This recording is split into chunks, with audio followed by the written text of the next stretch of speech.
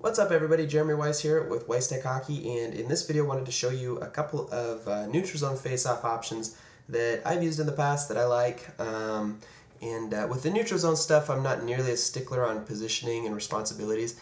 I like to get a little bit creative and see if we can, if you can get a good offensive attack option off of a neutral zone face-off, and that's just a great bonus. So, in general, I generally like to, do the kind of the conventional thing, win it back to your D, use a regroup, and attack up ice. But there are certain situations where I like to get a little bit more creative and a little bit more aggressive.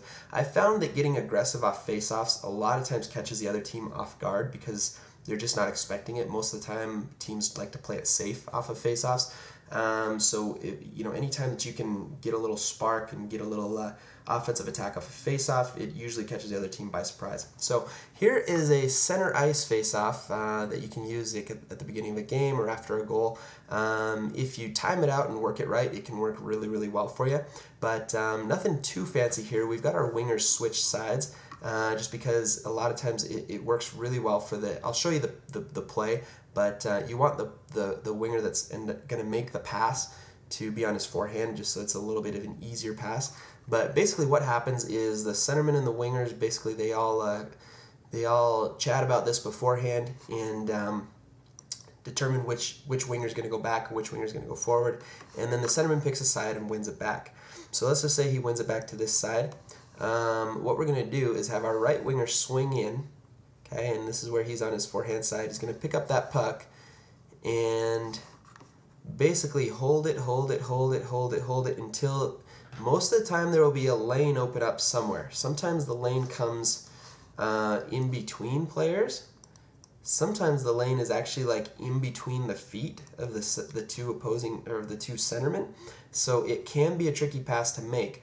But if you make it right, it can really, really work well. One game we did this. This is again my buddy Fuller that we've played together for a lot of years. But I would usually end up being the passer, and he would be the man to get to receive the pass. But we set this up, and he would come out like this, and then as he sees that I'm ready to make the pass, then he explodes through. So he's got a full head of steam, picks up the puck on the fly, and catches these two defensemen flat-footed, basically can split the D and go in. We scored a goal in 4 seconds using this in one game, and it will work. It's one of those ones that's a little bit of a low percentage, but you will get a few goals off of this if you've got some wingers that can execute. So use that one. That one's kind of a neat one. I'm going to hit pause again, and we'll get a couple different setups. Couple creative setup options that you can do. Actually, no, while we've got this one here, let me just eliminate this. There is the possibility of winning it forward, and I'm usually kind of a fan of winning it forward. I always think it really catches the other team off guard. There's two ways of winning it forward. There's winning it straight forward, and then there's kind of slapping it forward off to the side, okay?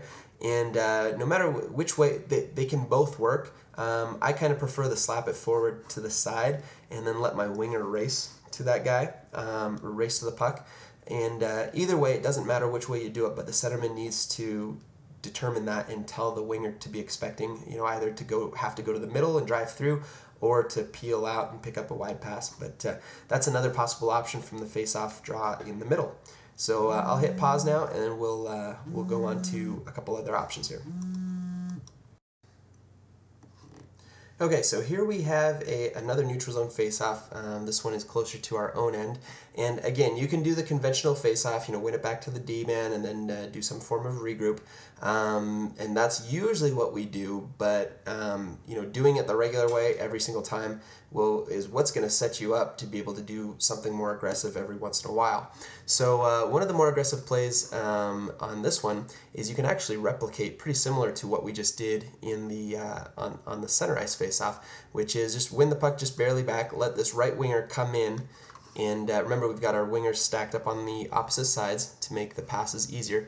So he can slide in, pick up the puck, skate with it a little bit, and as this guy sees that the face-off has been won, he can peel off to the side, and then that opens us up for a nice long cross-ice pass to a potential breakaway there.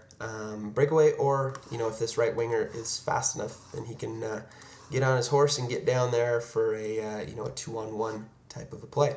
Another variation of this that can work, and is actually, when it does work, it's pretty neat, is basically the same setup. In fact, I'll leave the right winger there. Well, I'll set it up, reset it up.